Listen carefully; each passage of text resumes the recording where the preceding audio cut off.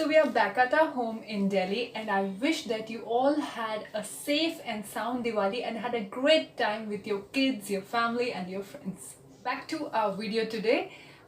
Breast feed कराते हुए अगर बच्चा सही से लैच्ड नहीं होता है, यानी ब्रेस्ट के साथ अगर वो सही से अटैच नहीं है, तो बहुत ही ज़्यादा प्रोबेबिलिटी होती है कि बच्चे के जो कॉर्नर्स ऑफ माउथ है उससे वो बहुत सारी हवा भी साथ साथ स्वेलो कर जाए, और ये जो हवा है वो एयर बबल्स के फॉर्म में बच्चे के पेट में ट्रैप हो जाती है। सिमिलर केस बॉटल फीडिंग के साथ भी है। अगर आप फॉर्मूला फीड कराते हैं बच्चों को बॉटल के थ्रू, तो ब्रेस्ट फीड से कहीं गुना ज़्यादा बच्चे एयर जो है वो स्वेलो कर जाते हैं बॉटल फीड के अंदर। और इसीलिए बहुत ही ज़्यादा इंपॉर्टेंट है कि जब भी आप बच्चे की बॉटल्स का चुनाव करें तो इस बात का ध्यान रखें कि वो जो बॉटल हो वो एंटी कॉलिक बॉटल हो, ताकि बच्चा जब बॉटल फीड ले तो एयर स्वेलो करने की प्रोबेबिलिटी काफ़ी कम हो जाए।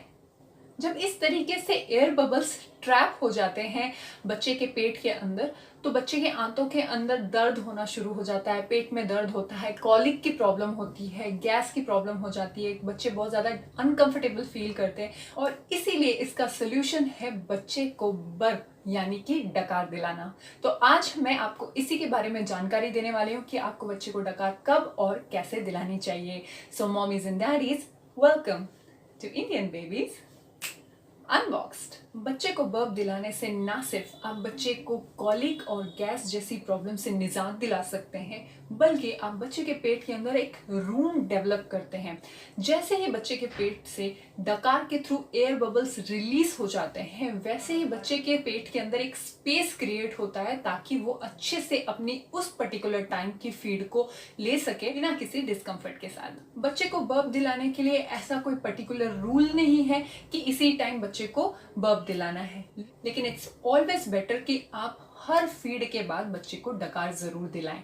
अगर आप बच्चे को ब्रेस्ट फीड कराते हैं तो जब भी आप एक ब्रेस्ट से दूसरे ब्रेस्ट पे बच्चे को स्विच ऑन करें, उस टाइम पे भी आप इन बिटवीन द फीड जरूर उसको बर्प दिलाएं, ताकि उसके पेट में एक स्पेस क्रिएट हो और वो उस टाइम की फीड को पूरा अच्छे से कंप्लीट करे। यूजुअली बच्चे 3 महीने के अंदर अंदर नेक कंट्रोल अच्छे से डेवलप कर लेते हैं, और कई बच्चे anywhere between 4 to 6 months automatically डकार लेना शुरू कर देते हैं। At that point of time आप बच्चे को डकार दिलाना स्टॉप कर सकते हैं। लेकिन अगर आपका बच्चा ऑटोमेटिकली डकार नहीं लेता है, तो at least first 6 months of life के अंदर जब एक्सक्लूसिवली ब्रेस्ट फीड कराया जाता है, तो हर फीड के बाद डकार दिलाना बहुत ही ज़्यादा इंपॉर्टेंट है। जैसे जैसे बच्चे की नेक की मसल्स स्ट्रेंथन होती जाएगी, उन्हें मजबूती मिलेगी, वैसे वैसे आपको डकार दिलाने की रिक्वायरमेंट उसी तरीके से मिनिमाइज होती चली जाएगी। तो अब मैं आपको फटाफट से बताती हूँ डकार दिलाने के पोजीशंस जिनमें आप इजीली बच्चे को डकार दिला सकते हैं। So today my baby's doll would be the model to demonstrate कि बर्प कैसे दिलाना है बच्चे को। तो 0 to 3 मंथ्स के बीच के बच्चों के अंदर नेक कंट्रोल बिल्कुल भी नहीं होता, तो it is always very important कि आप उनके नेक को हमेशा सपोर्ट दें। एज के साथ बच्चे के जो हिप्स होते हैं वो भी काफ़ी वल्नरेबल होते हैं, तो उनके हिप्स को भी सपोर्ट देना अटमोस्ट इंपॉर्टेंट है। जैसे ही बच्चा अपनी फीड फिनिश करे, वैसे ही आप नेक और हिप्स को अच्छे से सपोर्ट देते हुए अपने बच्चे की चिन को अपने शोल्डर के ऊपर रेस्ट करा दें अच्छे से।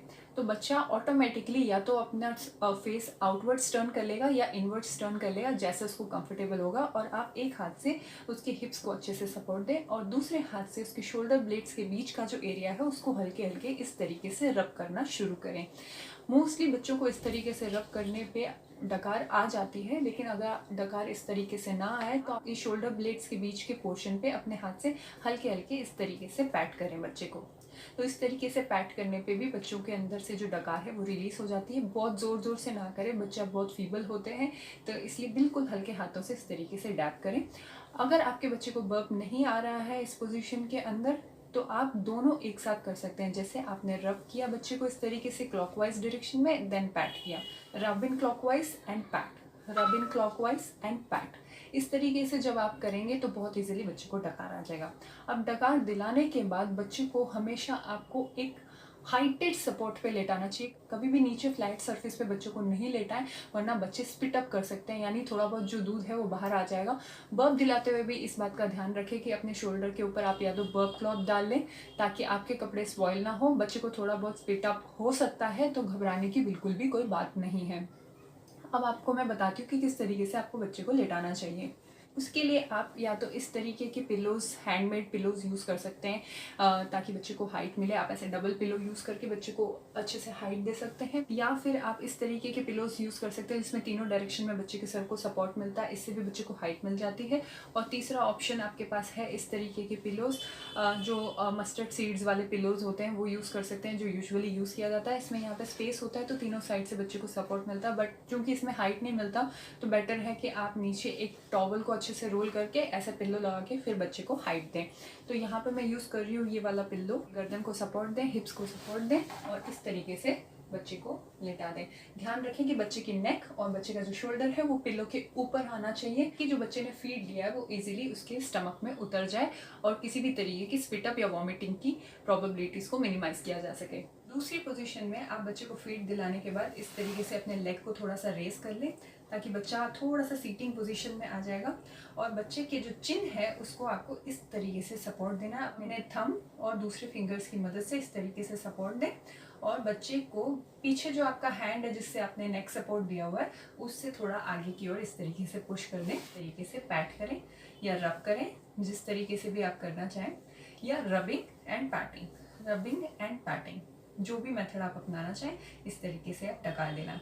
जब बच्चे को डकार आ जाए तो सिमिलरली आप नेक को सपोर्ट दें पीछे की ओर, अपना लेग रेस करें, आप बच्चे को लाई डाउन कराएं और बच्चे के हिप्स को सपोर्ट देते हुए बच्चे को इस तरीके से हाइटेड पिलो के ऊपर लेटा दें।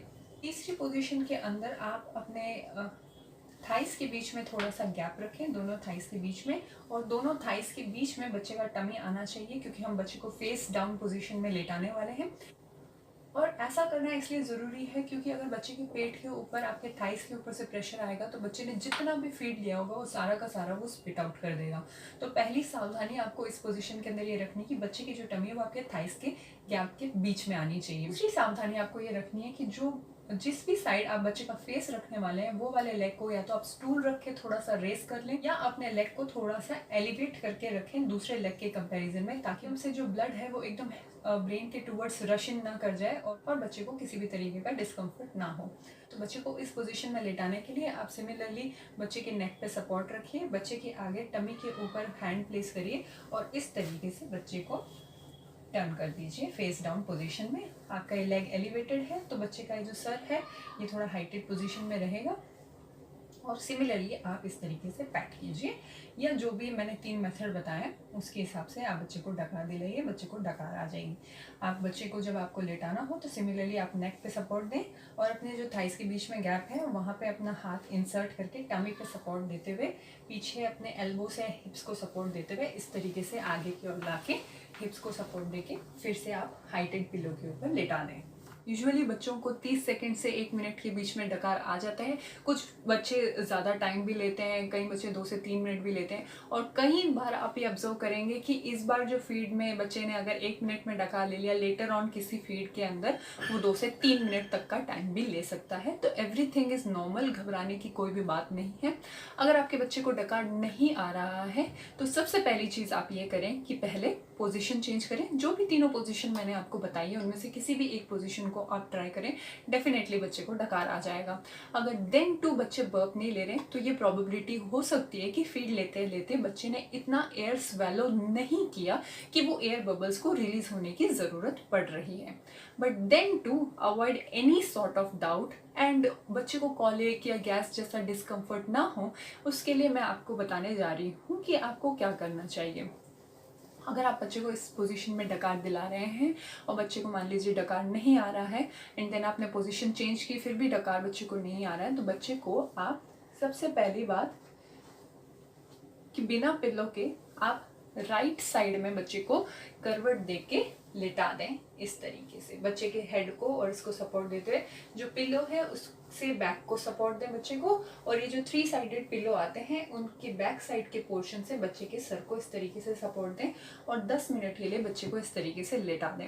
ऐसी पोजीशन में बच्चे को लेटाने का बेनिफिट ये मिलता है कि बच्चे ने अगर डकार नहीं भी लिया है और इन केस बबल्स ट्रैप्ड हैं और डकार के थ्रू रिलीज नहीं हो रहे हैं, तो ना बच्चे को कॉलिक जैसी प्रॉब्लम होगी, ना बच्चे को स्पिटअप होगा, ना वॉमिटिंग होगी। इससे बच्चे को जो एयर बबल्स के कारण डिस्कम्फर्ट होगा उसकी प्रोबेबिलिटी बिल्कुल मिनिमाइज हो जाएगी। अगर बच्चे ने डकार ले लिया है तो भी आप इस पोजिशन में बच्चे को लेटा सकते हैं to avoid any sort of discomfort जो बच्चे को एयर बबल्स के कारण हो सकता है।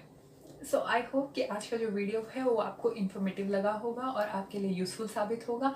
और हमारे चैनल से जुड़े किसी भी अपडेट को मिस ना करने के लिए नीचे सब्सक्राइब बटन को क्लिक करके साथ में बेल आइकन को हिट करना बिल्कुल मत भूलें।